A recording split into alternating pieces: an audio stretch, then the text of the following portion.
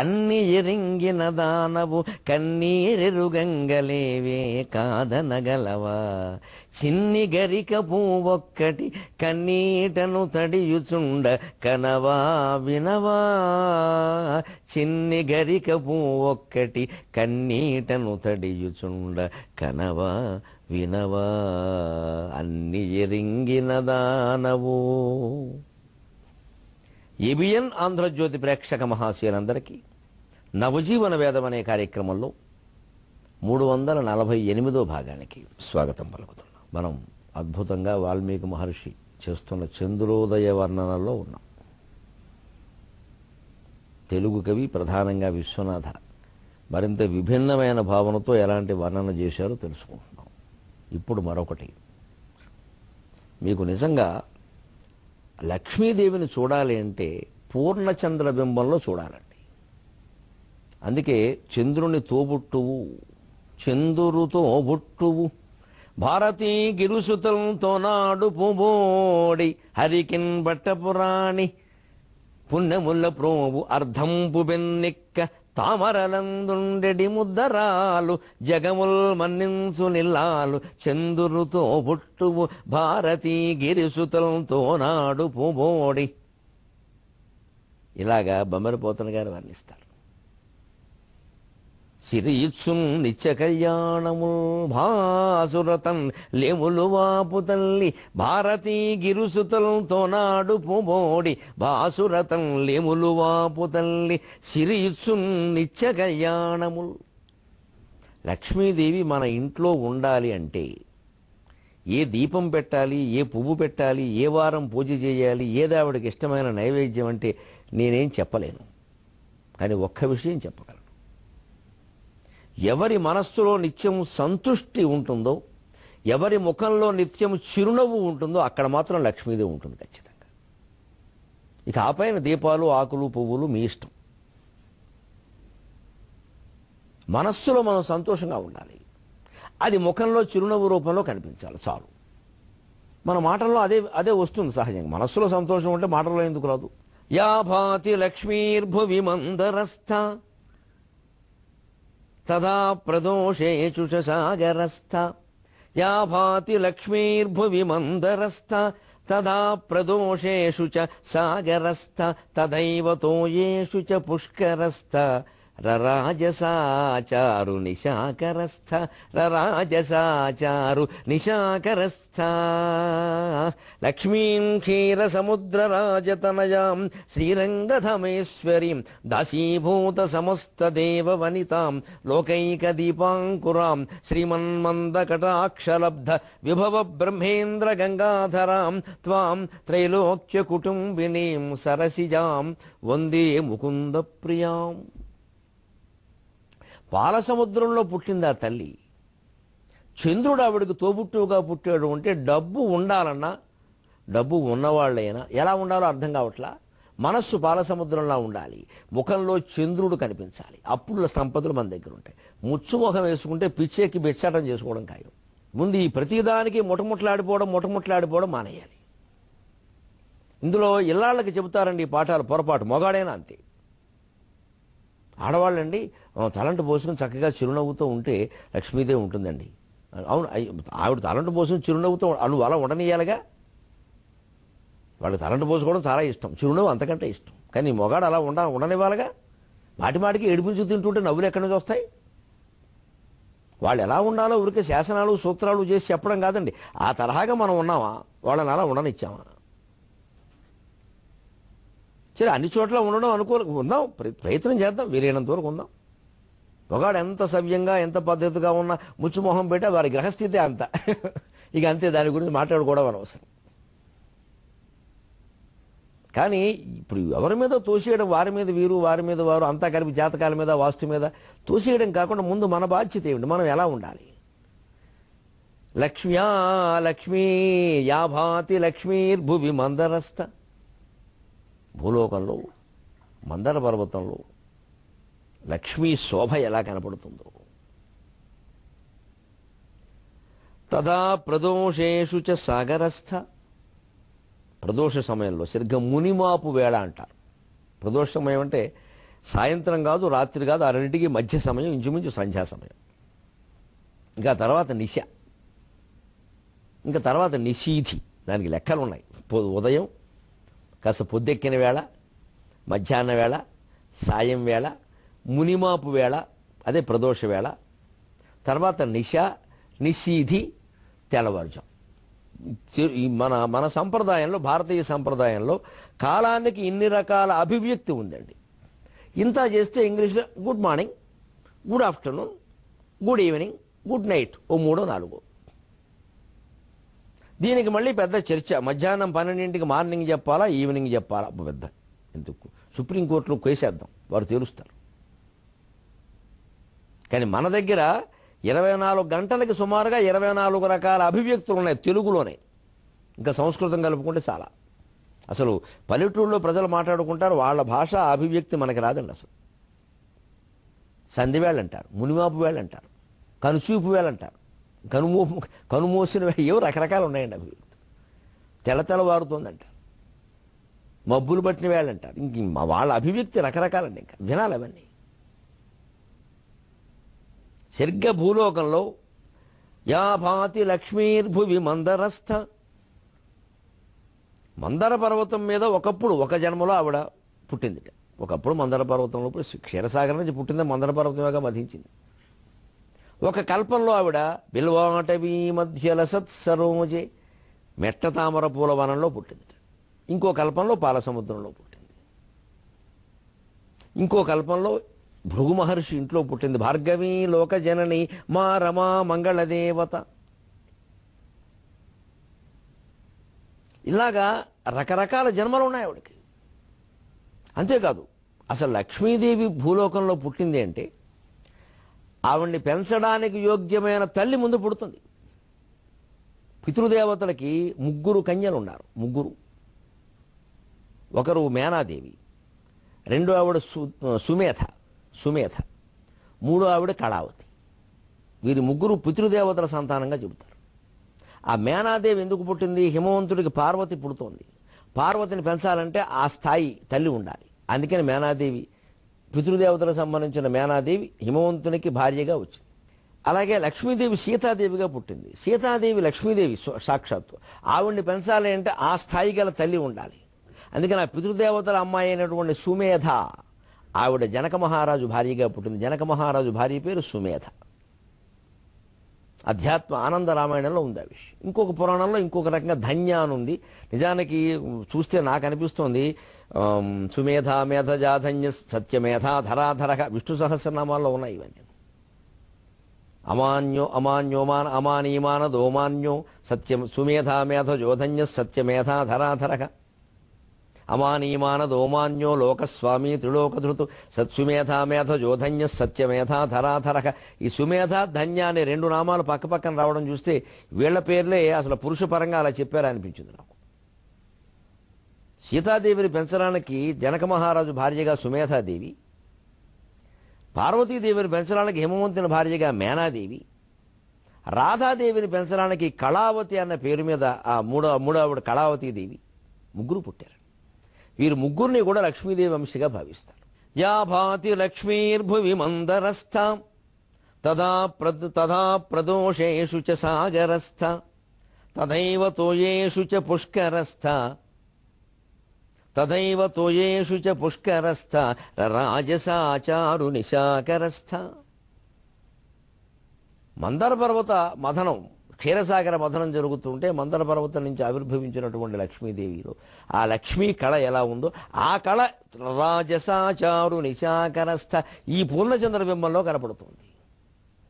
అంటే పున్నమి చందమామ లాంటి నవ్వులు ఎవరి ముఖంలో ఆడా మొగ తేడా లేదు. ఇందులో మళ్ళీ తేడా తీసుకురావద్దు.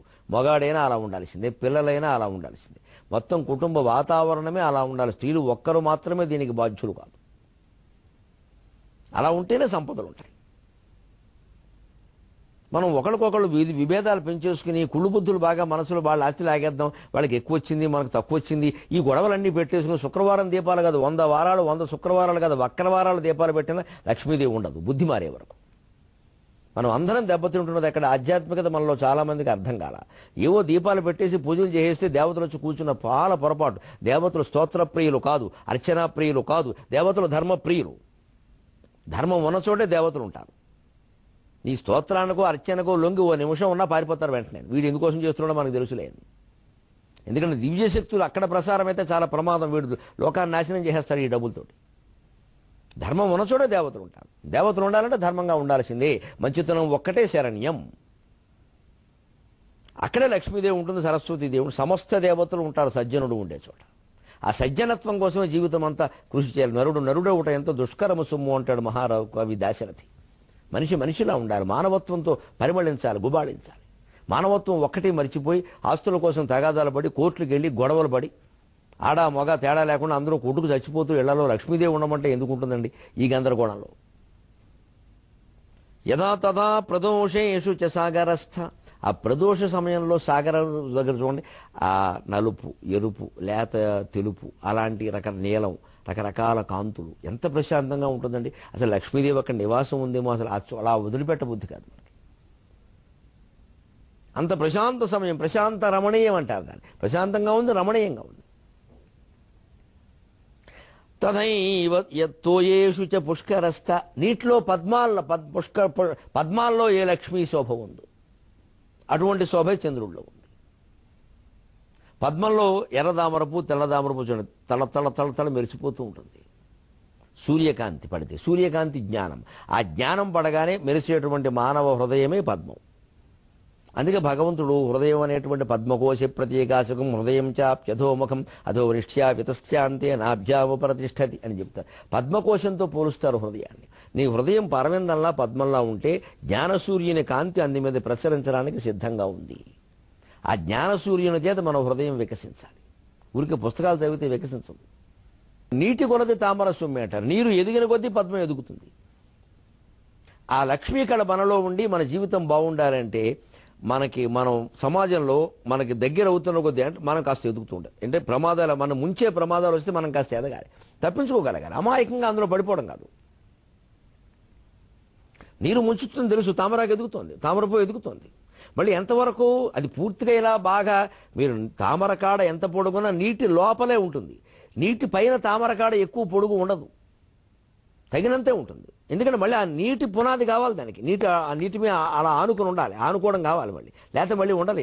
తామరపు ఇలాగా రేకులతో ఉంటుంది. అన్ని రేకులు నిలబడాలి అంటే నీటి మీద ఉండాలి. ఇలా పైకి లేస్తే కష్టం అది.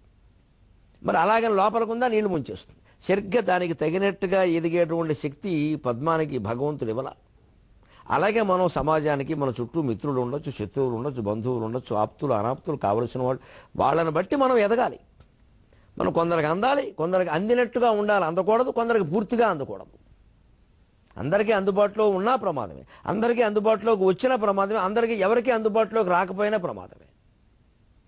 అది అవసరమైన వాడికి మనం అందుబాటులో ఉండాలి. అది దానికి ధర్మమే ప్రాతిపదిక, అవసరమే ప్రాతిపదిక. ఇప్పుడు ఈ లక్ష్మీ శోభని, ఈ చంద్రుణ్ణి ఇప్పుడు ఇంకొక రకంగా అసలు ఆ చంద్రుడు అక్కడ ఎందుకు వచ్చి, ఇదివరకు రామచంద్రుడు అన్నాడు విశ్వనాథుడు. ఇప్పుడు సాక్షాత్తు సీత ఇంకా వెతకనే లేదు, ఆకాశంలో దొరుకుతుందా? కానీ ఆ బింబం చెబుతోంది ఒక్కసారి, చంద్రబింబం హనుమా అనవసరంగా కష్టపడకమ్మా. మున్ను చూడనట్టి భూజాత గుర్తింపబోవడేమో కపి విభుండటంచు. మున్ను చూడనట్టి భూజాత గుర్తింపబోవడేమో కపి విభుండటంచు. తల్లి మోము పోల్కి తాచూపుచున్నట్లు, తల్లి మోము పోల్కి తాచూపుచున్నట్లు, చెలగెమింట కలువ చెలిమికాడు, చెలగెమింట కలువ చెలిమికాడు. ఎంత మంచి మాట అండి, ఎంత గొప్ప కవండి విశ్వనాథ. నిద్రాణం బగుజాతి మేలు కొలుపన్, నిద్రాణం బగుజాతి మేలు కొలుపన్, నిర్నిద్రయోగస్థితిన్ నిద్రాణం బగు జాతి మేలు గొలుపన్ నిర్నిద్రయోగస్థితిన్. భద్రాత్మ ప్రతిభుండు ధైర్యగుణ సంపద్విశ్వనాథుండు, భద్రాత్మ ప్రతిభుండు ధీరగుణ సంపద్విశ్వనాథుండు.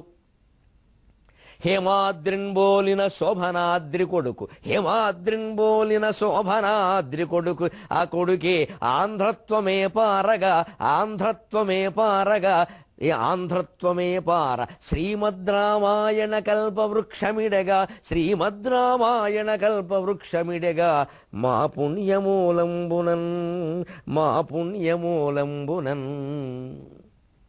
ఈ భావన చూస్తే ఇలాంటి పద్యాలు ఆశువుగా పొంగవండి అవధాన అన్నవాడికి. పొంగకపోతే వాడు అవధాన.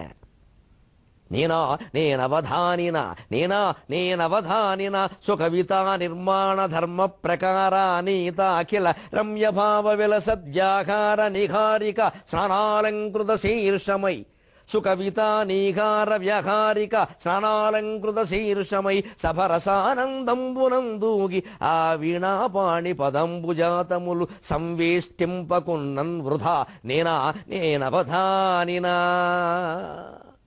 అవధానం అంటే ఆశువుగా పద్యం పొంగాలి. అవధానం ఎప్పుడు సమాధానం మాటల్లో చెప్పకూడదు, పద్యంలోనే చెప్పాలి. అది విశ్వనాథం చూస్తే నాకు పొంగే భావన. ఎందుకని ఏం మాట అండి, ఏం గొప్పతనం. మున్ను చూడనట్టి భూజాత గుర్తింపబోవడేమో కపి విభుండటంచు తల్లి మోము పోల్కిత చూపుచున్నట్లు చెలగెమింట కలువ చెలిమి కాడు చెలగెమింట కలువ చెలిమి కాడు. ఇదివరకు పాప సీతాదేవిని ఎప్పుడు హనుమంతుడు చూసారు కూడా కదా. కనీసం ఈ పెద్ద మనిషి ఓ పాస్పోర్ట్ సైజు ఫోటో అయినా ఇవ్వలేదు. సీతాదేవిని వెతకమంటే ఏం వెతుకుతారండి? ఏమైనా గుర్తులు ఇవ్వాలా వద్దా, ఓ ఫోటో ఇవ్వాలా వద్దా? మరి అప్పుడు ఫోటో లేవు, ఏం చేద్దాం? పైగా ఎలా గుర్తుపట్టాలి సీతాదేవిని ఈయన అడగలేదు, ఆయన చెప్పలేదు. ఏమిటిది? ఈ పంపడం ఏమిటి, వెళ్ళడం ఏమిటి? అర్థం ఉందా? ఏదో పుల్ల వ్యవహారం కింద వెళ్ళిపోవడమేనా వెళ్ళమనగానే? ఆయన చెప్పొద్దా, ఆయన తెలుసుకోవద్దా? అందుకని చంద్రుడు కనిపించింది. అయ్యో, రామచంద్రుడు సూర్యవంశం వాడు, ఆ సూర్యుని కాంతి నా మీద పడడం వల్లే నేనెంత ప్రకాశిస్తున్నాను. అటువంటి సూర్యవంశంలో మా గురువుగారి వంశంలో పుట్టినటువంటి రాముడికి ఉపకారం జరుగుతూ ఉంటే, అందుకోసం హనుమంతుడు వెడుతూ ఉంటే, ఆ సీతాదేవి ఎక్కడుందో తెలియక ఒకవేళ కనబడన ఆవిడ సీతో కాదో గుర్తుపట్టలేని పరిస్థితిలో ఈయన ఉంటే కనీసం సీత ఎలా ఉంటుందని చెప్పనేనా వద్దా? అందరూ ఊరికే అమ్మాయిల ముఖాలను చంద్రబింబం అంటారు కదా. మరి సీతాదేవి ముఖం చంద్రబింబం కాదా? నేను కనిపించి ఇలాగే ఉంటుందని చెబితే నష్టమేమిటి, పోనీ కాస్త పోల్చుకుంటాడు అని చంద్రుడు అనుకుని మున్ను చూడనట్టి భూజాత గుర్తింపబోవడేమో కపి విభుండటంచు. ఇదివరకు ఎప్పుడూ చూడలేదు కాబట్టి బహుశా హనుమంతుడు సీత కనపడినా కూడా గుర్తుపట్టలేకపోతాడేమో, కొంచెం ఇంచుమించు ఇలా ఉంటుందయా అని చెప్పడం మంచిది. ఎందుకంటే సీతాదేవికి చందమామ ఇంచుమించు సాటే, ఇంచుమించు ఫిల్టర్ కాఫీకి సరిసాటి. ఫిల్టర్ కాఫీ కాదు, సీతాదేవితో పోల్చడానికి చంద్రుడు ఎవడండి? వాడెంత, వాడి వైభవం ఎంత, వాడి ఆహ్లాదం ఎంత, వాడి అమృతం ఎంత. చంద్రుడిలో మత్స ఉంది, మా అమ్మవారిలో మత్స ఎక్కడది? కుదరదు. రామచంద్రుడికైనా ఏమన్నా అంటే ఊరుకుంటామేమో, కానీ అమ్మవారిని అంటే ఊరుకోం. ఆయన మొగాడు, రాజనీతి దృష్ట్యా కొన్ని చేయవలసి రావచ్చు, కొన్ని చర్యలు ఏమైనా విమర్శక పాత్రం కావచ్చు, మనకు అనవసరం, అది మనం తెలిసే విషయాలకు. కానీ అమ్మవారిని అనడానికి ఏముందండి అసలు? అందుకని అమ్మవారు చంద్రుడి కంటే ఎక్కువ, మత్సలేని చందమామ. అందుకని ఆవిడ సీతాదేవి చంద్రుడి కంటే ఎక్కువ. పోనీ ఇంచుమించు, మరి ఏదో పోలికి చెప్పాలిగా, మరి ఏమీ లేదంటే అలాగా ఎలా పోల్చు, విషయం తెలియాలిగా. తల్లి మోము పోల్కిత చూపుచున్నట్లు సీతాదేవి ఎలా ఉంటుంది, సీతాదేవి ఎలా ఉంటుంది అని చూపించినట్టుగా చంద్రుడు అలా ముందుకు వస్తున్నట్టు మాట. ఎందుకంటే మీరు పొన్నమి నాడు చంద్రుడిని గమనిస్తే అలా ఏమిటో వేగంగా వెళ్ళిపోతున్నట్టుగా ఉంటాడు. ఎక్కడికి ప్రయాణం చేయట్లేదు, మబ్బులు తిరుగుతున్నాయి. మనకు అలా అనిపిస్తుంది, ఏదో పక్క రైలు కదులుతుంటే మన రైలు కదులుతుందని అనిపించినట్టు. దానికి తోడు చంద్రుడు మబ్బుల్లోకి వెళ్ళిపోతూ ఉంటాడు, మళ్ళీ వస్తూ ఉంటాడు, వెళ్ళిపోతూ ఉంటాడు, మళ్ళీ వస్తూ ఉంటాడు. అలాగే చంద్రుడు అలా వెళ్ళిపోతూ, అలా పక్కకి వెళ్ళిపోతూ, మళ్ళీ వస్తూ, పక్కకి వెళ్ళిపోతూ తల్లి మోము పోల్కిత చూపుచున్నట్టు. ఇగో ఇలా ఉంటుందా, ఇందాక చూసావో లేదో సరిగ్గా చూడు, ఇలా ఉంటుంది, ఇగో ఇలా ఉంటుంది అని చెప్పడం అనమాట. ఇది వర్ణన. కథని కళ్ళకు కట్టేలా చేస్తూ ఎంత బాగా చెబుతున్నారండి వర్ణనా విషయాలు. వర్ణన లేకపోతే కావ్యాలు ఎందుకండి? ఉంటే కథ చెప్పి చందమామ కథ కూడా చెప్పేస్తే అయిపోయేదానికి. నవజీవన వేదానికి పునఃస్వాగతం. నిండు పూర్ణమి వెన్నెలకి స్వాగతం. సీతాదేవి ప్రసక్తి వచ్చింది, చంద్రుని ప్రసక్తి వచ్చింది.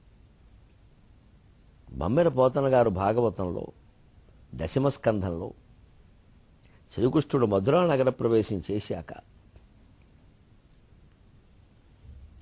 సుధాముడిచ్చిన పూలమాలలు ధరించాక కుబ్జని అబ్జాక్షిగా మార్చాక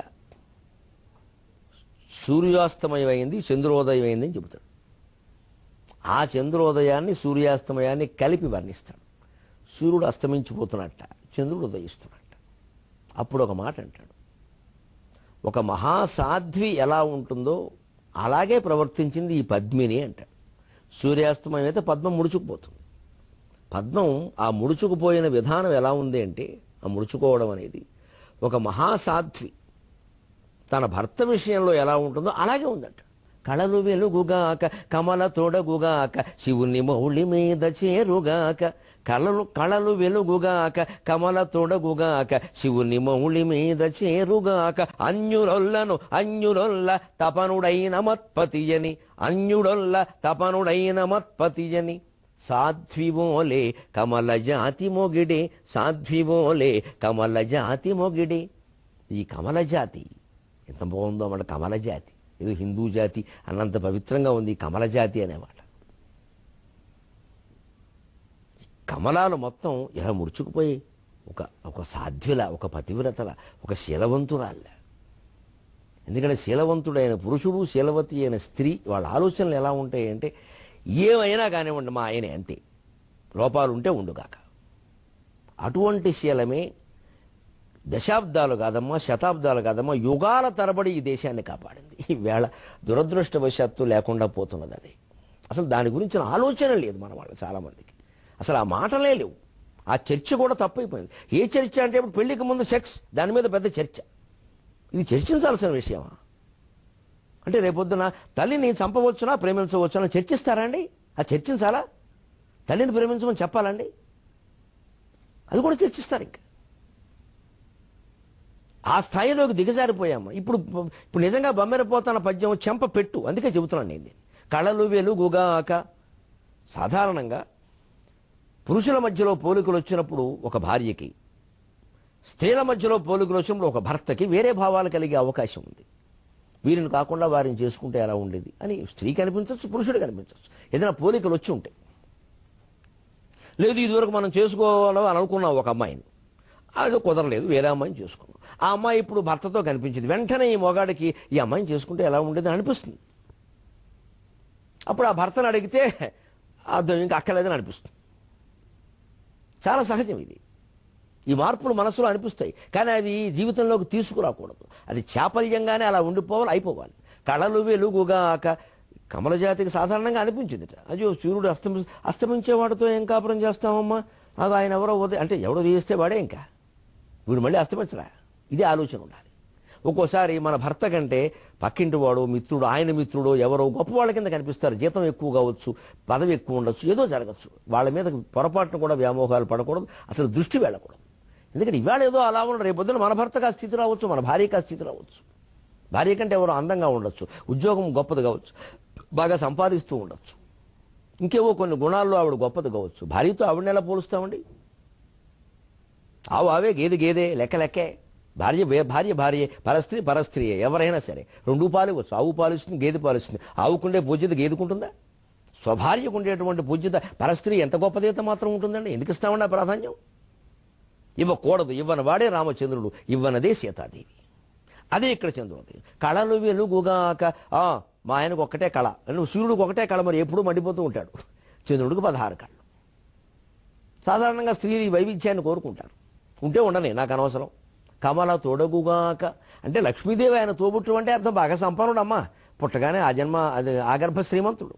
ఉంటే ఉండని సంపదలు మా ఆయన కంటే ఎక్కువ ఉంటూ ఉండొచ్చు, ఓ కోట్లు సంపాదించవచ్చు, ఓ అందంగా ఉండొచ్చు. కళలు వెలగడం అంటే అర్థం అందంగా ఉండొచ్చు మా ఆయనకంటే కోట్లు సంపాదించవచ్చు. అంతేకాదు శివుని మౌళి మీద చేరుగాక. అది పీఠం, పదవి. ఎంత పెద్ద పదవిలోనే ఉండని, ఆయనకి రాజకీయంగా ఏదైనా పెద్ద పదవి ఉండదు, పెద్ద IAS IPS అయితే నాకేమిటి, మా ఆయనే. అంతేకాదు ఆయనలో అన్నీ ఉండొచ్చు, ఆయనకి పదవులు ఉండొచ్చు, డబ్బులు ఉండొచ్చు, అందం ఉండొచ్చు. మా ఆయనలో అవి ఏమీ లేకపోవచ్చు, పైగా కొంచెం చికాకు లక్షణాలు కూడా ఉండొచ్చు. అంటే ఇప్పుడు కొంచెం ఇబ్బంది పడుతుంది పాపం. తపనుడైన మత్పతి అని, నా భర్త తపనుడు కావచ్చు, తప్పించేవాడు కావచ్చు, కోప్పడచ్చు, లేదో ఓసారి చెంబో గ్లాసు విసిరేయచ్చు.